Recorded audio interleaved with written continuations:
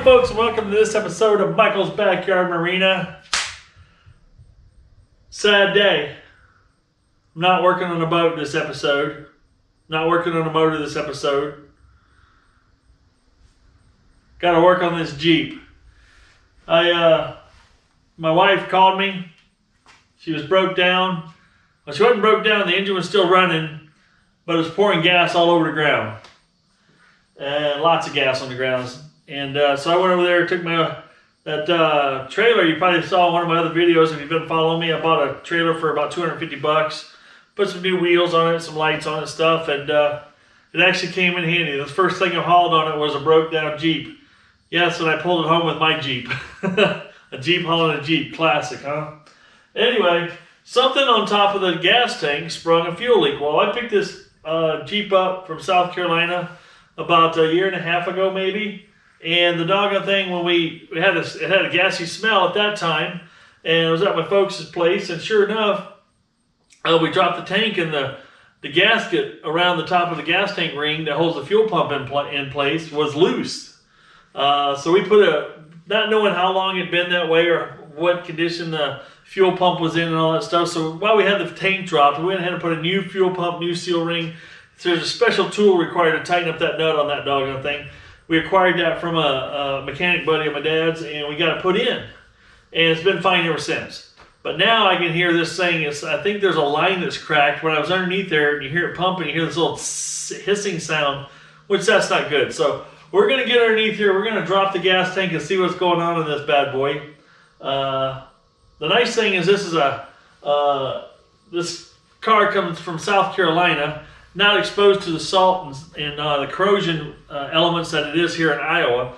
So the cool thing about this vehicle is there is no rust underneath it whatsoever. Well, if there is, it's very minor. All the bolts break loose. I'm not having to cut and grind and replace a bunch of strapping and everything else. So it should be kind of a pleasure. It's the most pleasurable situation you can be in when you got to work on this type of thing. So we're going to get in there, and I'm going to show you how we're going to discover it together what's going on. It may be a common problem, it may not. But I'm going to show you what we're going to do to get it down, drop it down, and take a look at it, and hopefully repair it. So let's get busy with that right now. First order of business, let's get this thing a little bit further off the ground so I can work on it.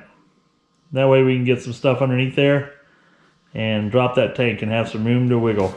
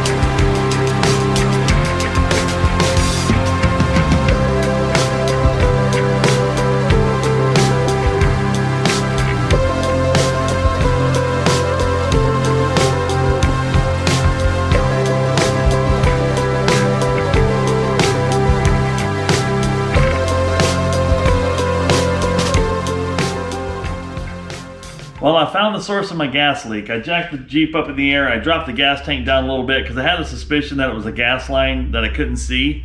Turns out it's a fuel filter. Has a hole punched in it. Somehow a rock must have hit it and punched a hole in the fuel filter. So let's take a look at what that fuel filter looks like underneath there and how we're going to get it off of there and replace it with a brand new one. Okay, I'm going to see if I can get you a camera shot here. Let's get up in here. Okay, I know the video might be a little crazy because of my lighting here, but that one there that you see the black sticking out of the end, that one you actually have to push back in toward the hose housing to get it to let go and slip off. And then this one here that has the cream colored tip on it, or cream colored piece, you actually have to pinch the ears in to get these little barbs on either side to let go, and then it slides out. The other side, is the same thing. The other side is like that too, where you have to take and you pinch in here and pull the hose off of these little barbs on either side here, actually grab and hold things in place. But here's where the leak is. Check this out. Let's see if I can get that to focus for you. That doggone thing, it wasn't a rock hit. If you look at it closely, and I've seen enough of this around here, the mouse has chewed on that plastic. That's his little teeth marks there. Because this thing hangs up in there where nothing can hit it really. It's pretty privately located, so to speak. But it chewed through till he popped a leak. And then he didn't like the taste of gas, I'm guessing, and left it alone. But that's after the damage. And this happens to be a plastic fuel filter. It's not steel. So isn't that a world of hurt that thing created for me? Dumbass mice. Alrighty, I'm gonna get you right in here, show you the old filter and the new filter. Looks like the new filter comes with a clip already installed. So, and the one that ended up being left on the hose underneath your car, you'll have to pull that off. Here on this side, you'll have to reuse this clip because this one didn't come with it. So you'll have to peel this off. And I'm pretty sure you just lift this up over the lip here on one side, and then on the other side. Oops. Oh, come on.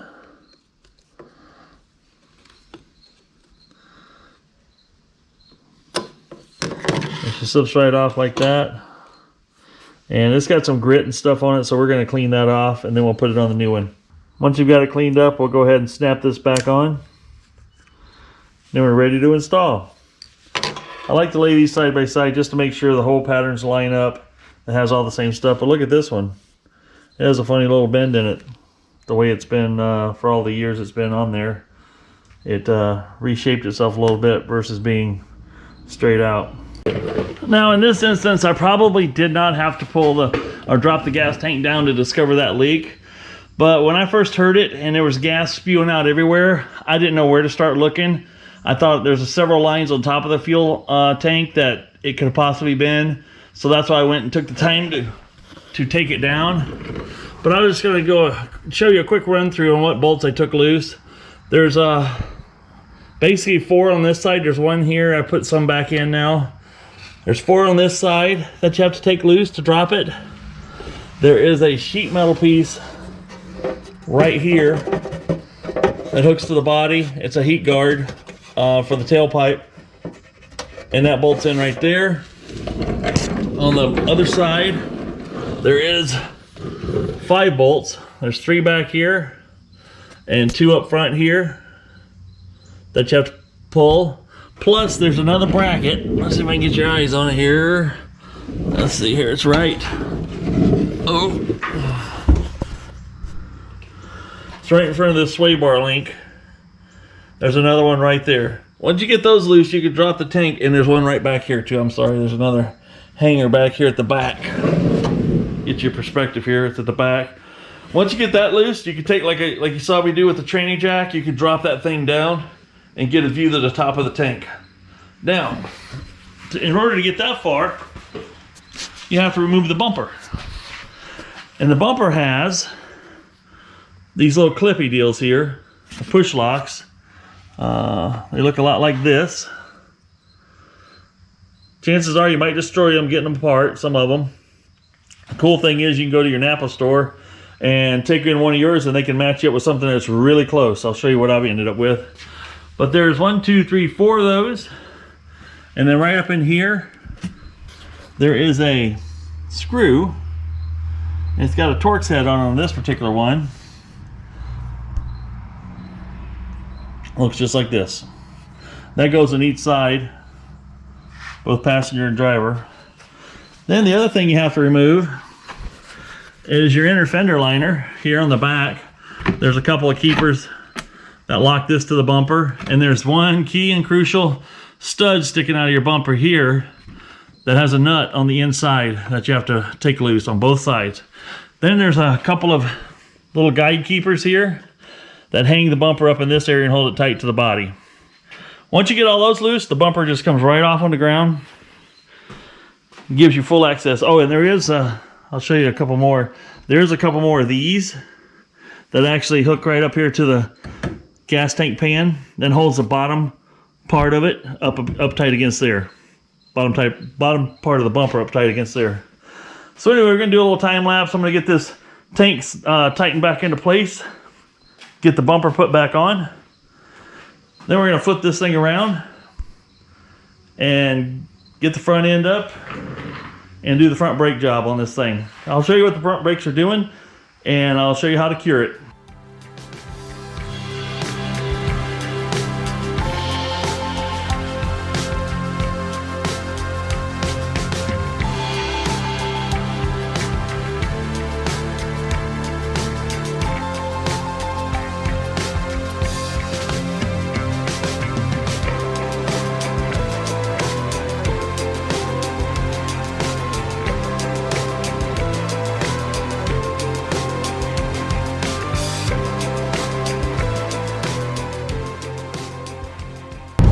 Okay, I'm gonna see if I can capture this on my iPhone versus my GoPro, because the GoPro I think has too good of image stabilization.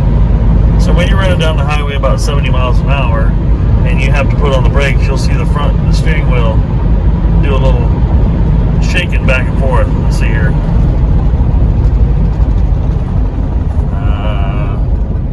It's vibrating like a son of a gun, but I don't think you can see it in the video. I'll have to review it once I get it up on my computer. But what you're looking for here is you've got a severe shake in the steering wheel when you put on the brakes, and it's running smooth the rest of the time. Typically it's going to be your brakes that are out of whack. You've got some glazed spots on your rotors, and it causes that shuddering effect. And typically this vehicle probably has, I don't know how many miles on this set of brakes, but even if they're only like 20,000 miles on the brakes, it shouldn't wear out. But they got that glaze thing going on. The only two things you can do is replace the brake rotors and pads, or turn the brake rotors. Go to your local place and have them turned, which they'll take a skin cut off the faces of the rotor and then put them back on. Or then you can put them back on and then that'll take care of it. But for the cost of rotors, they're pretty inexpensive overall. You're better off just going ahead and put a new set of rotors on and new pads and call it good. Okay, first thing we got to do is lift the front wheel off the ground and make sure you support the vehicle properly. For safety reasons, put a jack stand under it. Once that's done, we'll remove the front wheel.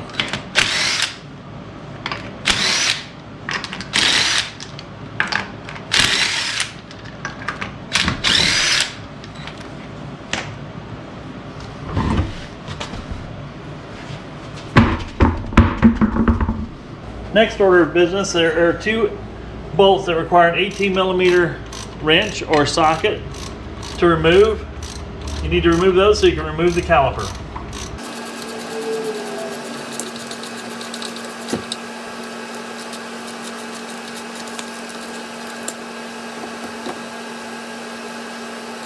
Once the bolts are removed, you can easily set the caliper up out of place.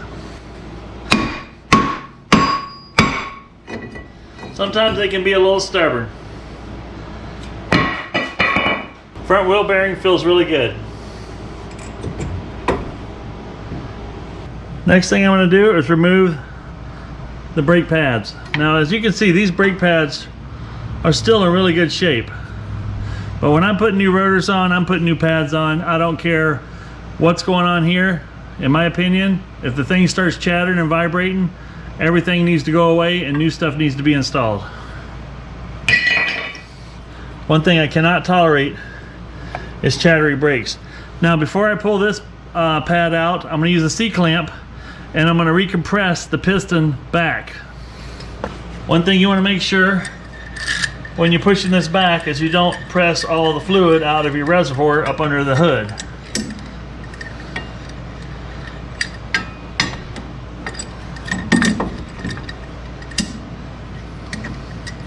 So now I'm going to take my C-clamp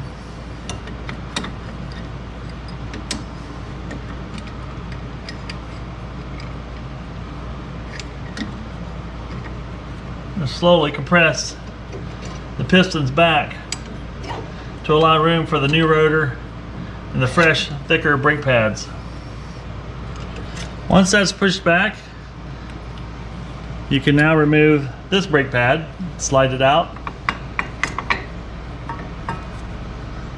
There again, as you can see, there's plenty of pad left here, but these things are super glazed over. They don't look really great. On this particular model, on the 2004 Grand Cherokee, the brake pads are identical, both inner and outer. So now we want to slide the new pads back into their new home.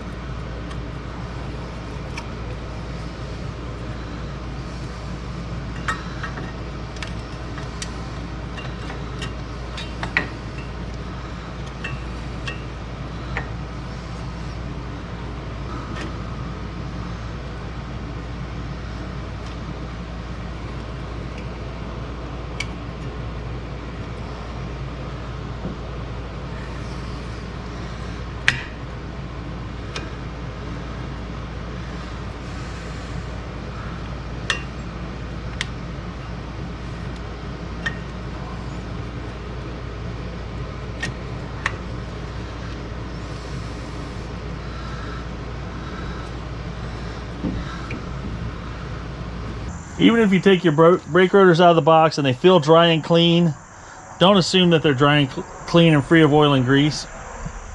Buy some brake clean. It'll be your best friend. What I do here is I just hose these off. You want to rinse with this brake clean or remove all oily residue and dry to a squeaky clean surface. You want to flush both sides of your surfaces there. Get that down to clean bare metal, no oil. Honestly, I don't think you can use too much of this when it comes to making sure your rotors are clean and free of grease and oil. Even though they're brand new, they have manufacturing oils and products on it.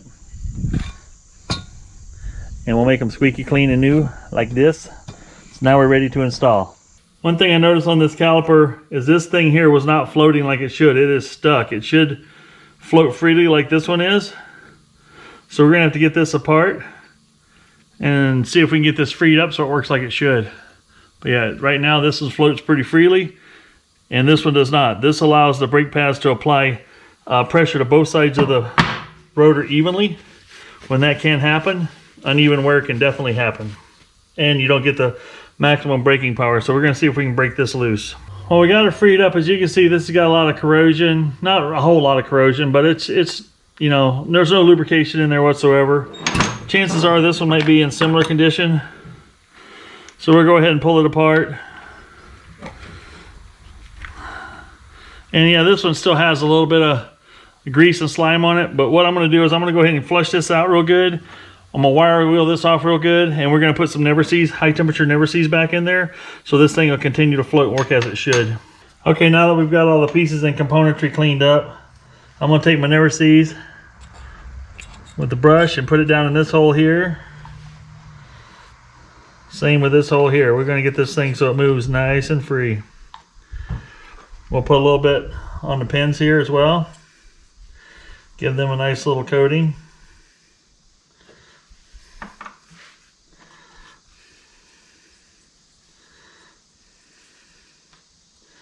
This will ensure that it will not stick for some time to come. Now we got to reinstall the boots. Not sure which way the easiest way is going to be here. We'll go ahead and stick the boot back down in here.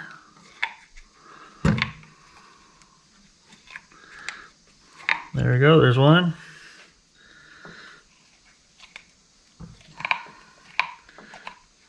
Number two.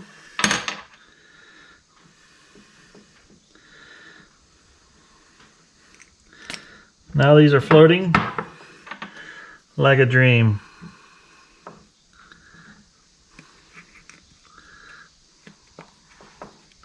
Go ahead and make the boots up there. Look at that. Now everything moves as it should, nice and free. No sticky spots. Now we can install the brake pads. Now we can reinstall the brake rotor back into place. I can reinstall this piece of the caliper back in place.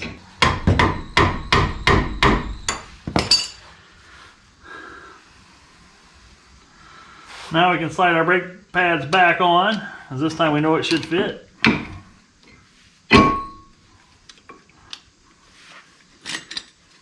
Now that the brake pads are in place, we should be able to set the caliper back on. Just like that. Come on. And tighten up the caliper bolts.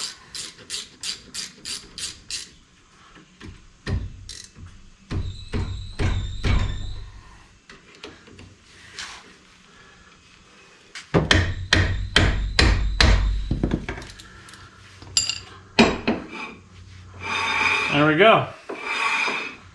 Done. Now while you got the wheel off, go ahead and take the opportunity, if you have grease zerks, let's pump some grease in them. It definitely ain't gonna hurt anything. On this particular Jeep, it has just one upper ball joint zerk and that's it.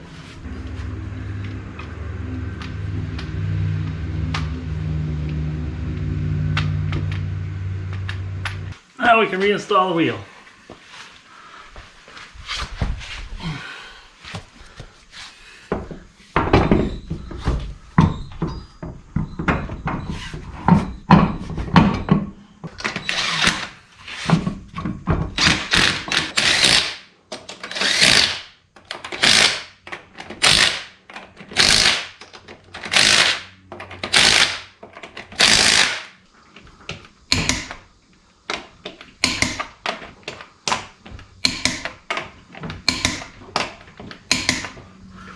Now your job is done.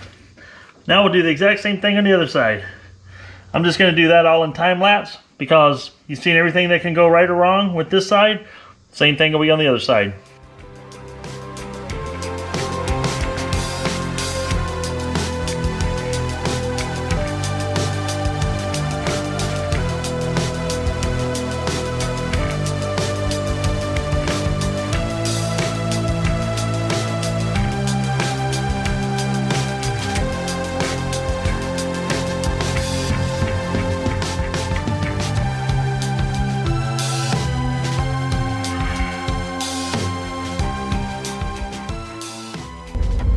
All right, folks, we're getting ready to take her for a test drive. See how smooth these brakes work.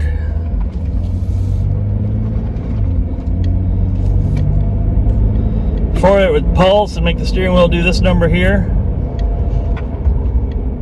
Oh, baby, that is butter smooth and good stopping power. That is cured, cured, cured. Gotta love that. Alrighty. Another job well done. See you back at the shop. Well, folks, I hope you found this video helpful. That's what it took to do the fuel filter change out and new pads and rotors on the front of this 2004 Jeep Grand Cherokee. It's a Laredo version, if that makes any difference or not. But it's now it stops good. Everything works as it should. One thing I will tell you, after you push those brake calipers back and compress those pistons back and you put your new pads and reassemble it, before you take off and start driving, pump that brake pedal after you start the car up while it's in park. Pump that brake pedal until the pedal is hard again. Because I, like on this one, because I pushed the pistons back, I had to pump that thing probably 10 times before I had good solid pedal again. And you want to make sure you do that, because if you back out of the drive when you take off and go down the road and you need to stop, you will not be able to stop with your new brake pads and rotors because you haven't pumped those pistons back up to full yet. So make sure you do that. Anyway, I hope you guys found this helpful. I'm going to have some more fun today dragging some trees around the yard with the old donkey. I've got some storm cleanup to do, and then hopefully I'll be messing with some boat stuff this afternoon. You guys get out there and have some fun. Enjoy life. This is Michael, and I'm out.